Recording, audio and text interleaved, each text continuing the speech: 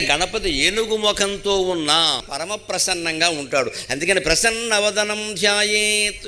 ఏనుగు అనే మనకి భయం కానీ మరొకటి కానీ కలగదు, దగ్గరికి వెళదామని అనిపిస్తుంది హాయిగా. అదేమి మన తొక్కేసి ఏనుగు కాదు, మన ఎవరైనా తొక్కి పడితే వాళ్ళని తొక్కేసి మన్ని పైకి లాగేటువంటి ఏనుగు అది ఖచ్చితంగా. నా భక్తుడు సంగతి నేను చూసుకుంటాను రాని ప్రతిజ్ఞ చేసేటువంటి ఏనుగు ఇది ప్రసన్నవదనం. అంతేకాదు పూజ చేసినా ఏం చేసినా దయచేసి ఒక్కటి గుర్తుపెట్టుకోండి, మనం ప్రసన్నవదనంతో ఉండాలి. ఆ పూజ ప్రసన్నంగా చెయ్యాలి. మనం కోపంతో తాపంతో కక్షతో ఎవడి మీదో ఏదో చేసేద్దాం వాడికి ఏదో చేసేలా చెయ్యాలని పూజలు చేయకూడదు.